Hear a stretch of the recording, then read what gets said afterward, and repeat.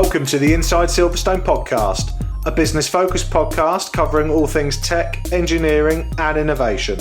Hosted by me, Chris Broome, a huge tech, motorsport and gaming fan, and also the owner of Longhurst, a firm of lifestyle financial planners and independent financial advisors located in Silverstone, Northamptonshire. This is a series of unscripted and unpolished conversations with leading business owners, thought leaders and high-tech talent where we discuss their experiences within the Silverstone business and motorsport region. We will also be asking them to share their knowledge, insight and their thoughts on the future just for you. If you're looking to learn more about the Silverstone high growth region and commercially connect with like-minded peers, you've definitely come to the right place. Welcome to Inside Silverstone. Welcome to the next edition of Inside Silverstone. My name is Chris Broome and I am your host. Today, I am delighted to welcome to the show some new friends and some awesome new friends. We have Alan Wilson and Niki Tibble from MoreTrees. Welcome to the show, guys. Thank you for having us. Absolute pleasure. So the reason I'm really excited is I came across your company a few weeks ago and already I've embedded it into what we do here at Longhurst, and from the conversation we had off air a minute ago, loads of other companies are doing that as well. So I want to talk about how we're combining technology, which is the essence of part of this podcast, with carbon footprints, the environment, and more importantly, your business, MoreTrees. So for those that haven't come across you yet, who are MoreTrees? What do you guys do? So MoreTrees is an easy way for businesses and individuals to offset their carbon by planting trees. So we wanted to make it super simple. So you can log on, plant a tree within a click, you can bulk upload, but I suppose the magic is that you can do it automatically. So you can integrate your systems to automatically plant trees and to tell people that you've planted a tree on their behalf. So for example, customers and clients, to make it super transparent as well. Okay, and so before we get into the technology and how businesses can simplify this for themselves, which is what we're all looking for as business owners, right? How to simplify things, automate things and move on to the next challenge.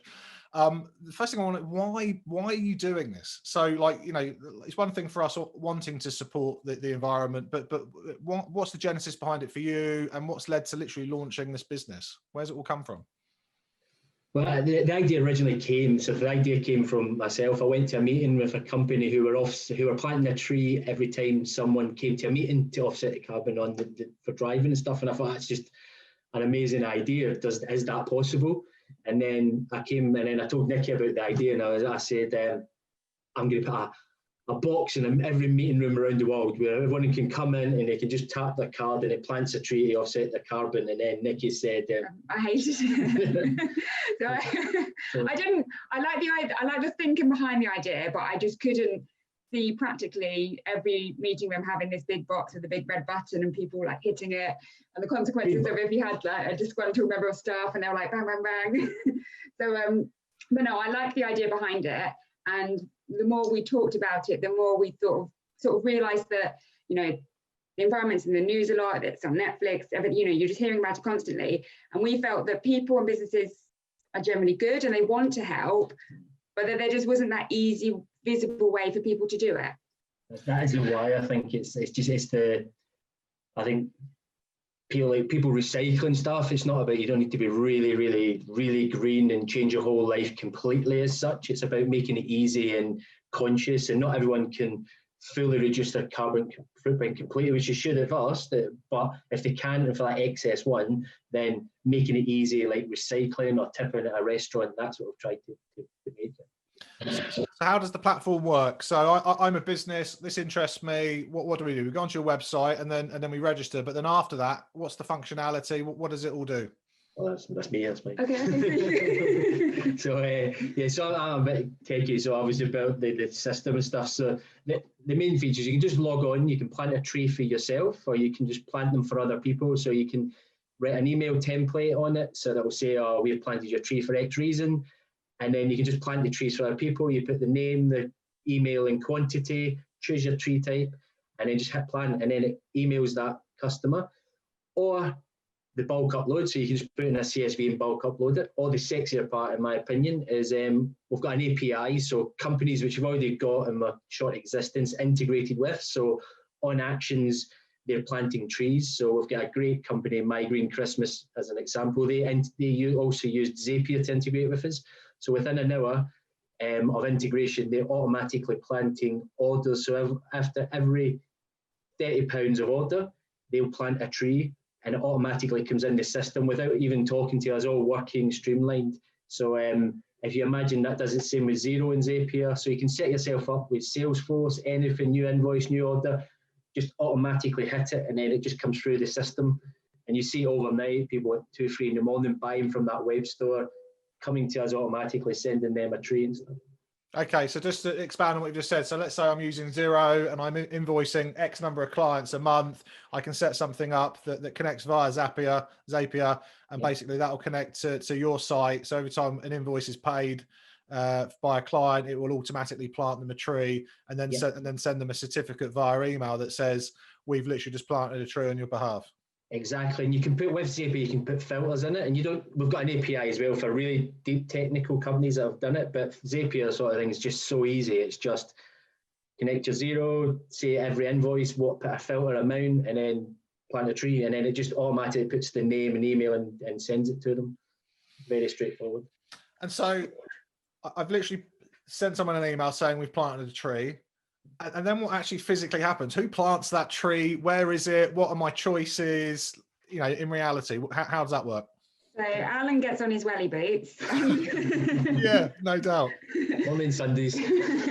No, so we work with non-profit NGOs across the world, and we extensively vet them because, you know, businesses don't want to do that. They've not got the time. So we speak to them, we find out more about them. We ensure that they're actually planting the trees, that they're doing it in a way that means that they've got the maximum chances of survival, that they're paying, you know, local communities a fair wage for planting the tree, and they're giving them the incentive to, you know, keep trees there. So we find the tree planting partners, we do all the vetting, and then once we receive your tree request through, at the end of each month, we instruct all the different projects to plant the trees that you've selected, that you've planted, and then they're planted. So generally, so we don't place pressures on them to go out and plant, you know, that day, because if it's not the right planting season, then that tree isn't going to survive, and then it's not good. So generally, trees are planted within, I think it's a month to 3 months. But if it needs longer, then it can take longer. But it depends also within the system, you can select which project. So if you selected the most needed tree and the most needed project, then that would naturally be planted first. If you were quite specific about the project that you wanted, then that might take a little while longer. But so what countries are the projects in? So currently we've got Kenya, I can't remember, Haiti, Madagascar. Yes. And we're actively looking for a UK project.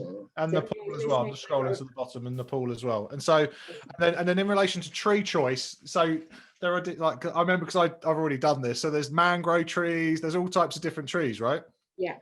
Yeah, so different, so the different types of trees. So yeah, there's fruit trees there, but then there's we'll put the I can't think of the word in there. So we'll put the proper tree family word into there, if that's what. Yeah, fine. And then, as you said, so if you didn't want to select a specific tree type, you could say the most needed at that time in the year is specific to whatever project around the world. So you don't necessarily need to choose Madagascar or Kenya. You can just select, actually, I want one to go to the quickest one, the most needed one today, or in the next month to 3 months. Yeah. So you went live like a month ago, soft launch a month ago. Like, how's it gone? What's so for us, Longhurst, we're not processing 500, 1,000 invoices a month. That's just not us. We're going to be doing like a dozen, but presumably you're going after, and you're trying to attract bigger organizations that are clearly doing a lot of transactions. So a lot of good can be done. So how's that gone in the first 4 weeks?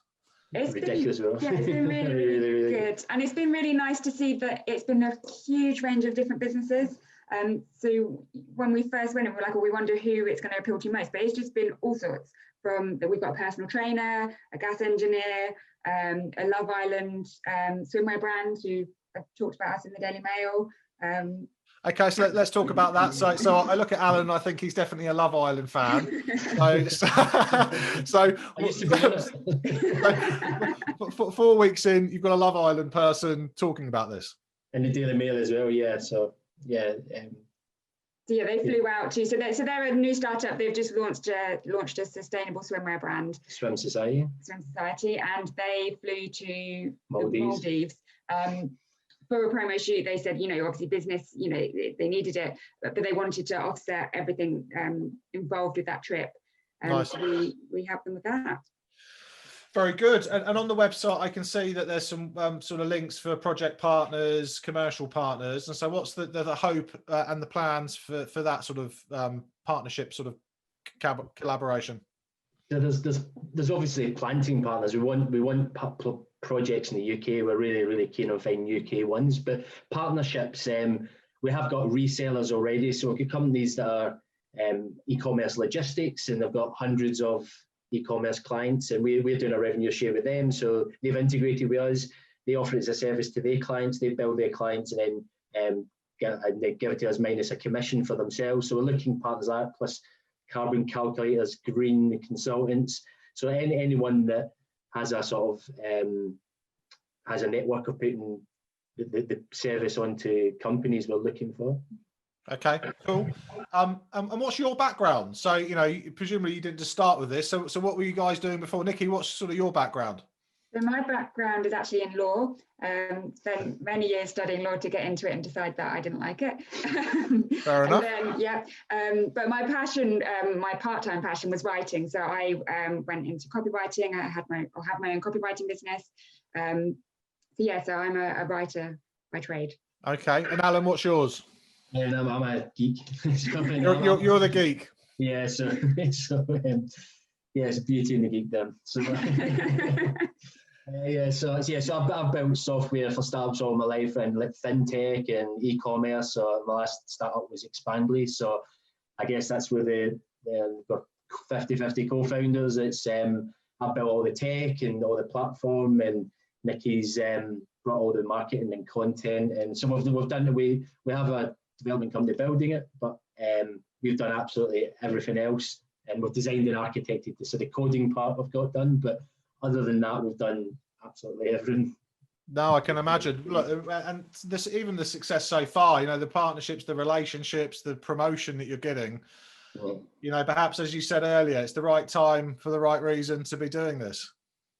Yeah, definitely. Yeah, I think you had a nice quote saying that the planet isn't going to wait. So because that's my thing. It was like you're starting to start up during a pandemic, and we've invested money into it, obviously our own money, and it does feel nervous at times, but then actually it's not, to be honest. I don't.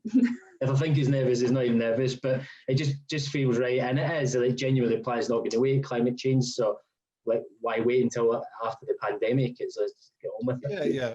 And presumably you've clearly taken confidence from what you've done with Expandly, right? So you've grown that business, you've learned a lot, you've made mistakes, you've made some good decisions, and so you can bring all of that wisdom, I guess, into MoreTrees. Yeah, I actually think we are, in our short existence, we're 3 years into where I was with Expandly. So so we made money the first night with MoreTrees and beta. That was Niki's mum, to be fair. But the next day we had a company in Wales who we'd never heard of, who read it on Niki's mum's Facebook page, Wendy, and so then they were customers the next day. So we made money from literally day one. So we made like sales in the first day. So we're really ahead, and all the mistakes I've made and knowing what to do and stuff like that, definitely. Good old mum. She needs to be put on a commission, right? Yeah. Excellent. Right. Well, look, I think from the purpose of promoting MoreTrees, we're going to make sure in the show notes we've got obviously hyperlinks to your guys' website so people can check you out. As I said, Longhurst, my business, we've already integrated it into our sort of client process. And when we bring new clients on board, I would highly recommend anybody else watching and listening to this, whatever type of business you are, as you've said, you've got from plumbers, electricians, through to financial planning businesses, through to big organizations that are sort of doing lots and lots and lots of sales. It's a fantastic opportunity, so I highly endorse and recommend it. 2 final questions before I let you guys go. So the first one's over COVID. So this is a COVID catch-up series. So we're recording a meeting, sort of new friends and speaking to old friends as well. COVID's clearly awful, and hopefully with the good news today that vaccinations are literally going to start and be underway. Good news. What are you both looking forward to doing the most next year that perhaps you haven't been able to do this year? I'm looking forward to going to a shop and not being like, oh damn it, I've left my mask. Yes, don't you hate that? Don't you hate that? Yeah, it's the new shopping bag. Never remember it. Nightmare. What about you, Alan? Mine's just boring, just go on holiday. Like, oh God, just travel. I love traveling, so just being somewhere like different with my mask. And I guess actually the cool thing is, presumably you're also then going to go and visit these sites. Exactly. Yeah. And then record some vlogs and videos and promotional stuff showing actually what good's being done with the money that's being used. Yeah, definitely. Definitely, 100%. I think this is a complete side idea. You should also think about whether or not it's an opportunity for businesses like ours or others to be able to come on those types of trips as well. Yeah. Because I would definitely pay to come across and see that, because then we could produce some marketing that goes along with it that supports our promotion. So that's a great idea. You can put me on the commission. Right. Last question. Right, so this question is a really stupid question. It's taken years and years and years for me to formulate this. I've spoken to gurus around the world and Nepalese mountains, and it's going to be the most difficult question you're ever going to be asked ever on a podcast or any type of video. I'm going to give it a drum roll. What is the king, or indeed queen, of crisps? Salt and vinegar chipsticks. That's a great shout. That's the first time someone's done chipsticks. Great answer. A nice party buffet food. Yeah. I like your style. Alan, you look like a man like me that likes crisps. Yeah, I do like crisps. I like the McCoy ones. The McCoys, the steak McCoys. That was my answer as well. Yeah, Good answer. Alan, Niki from MoreTrees, thank you so much for coming on the show. As I said, everyone listening to this, we've got links in the show notes. Please go and check out their website. It's phenomenal. They're doing a great thing. Sign up for it. Go and plant one tree. Send one to somebody that you love, or a colleague, or a peer, or a professional connection, and just watch them smile and respond. We've had that response already from the ones that we've done. Do it. Check it out. Guys, I wish you good luck with it. I'm looking forward to seeing you in LinkedIn, the news, everything else that you guys are doing. I wish you the best with everything you're doing. Cheers, Chris. I really appreciate it. Take care. Cheers. The Inside Silverstone podcast is produced by the team at Longhurst for the benefit of those with a passion for all things tech, engineering and innovation. For more information, please visit longhurst.co.uk/Inside Silverstone, whilst also remembering to give us a 5 out of 5 star rating on iTunes. Please note that neither Chris Broome or Longhurst work for Silverstone Park, Silverstone Circuit or Silverstone Technology Cluster.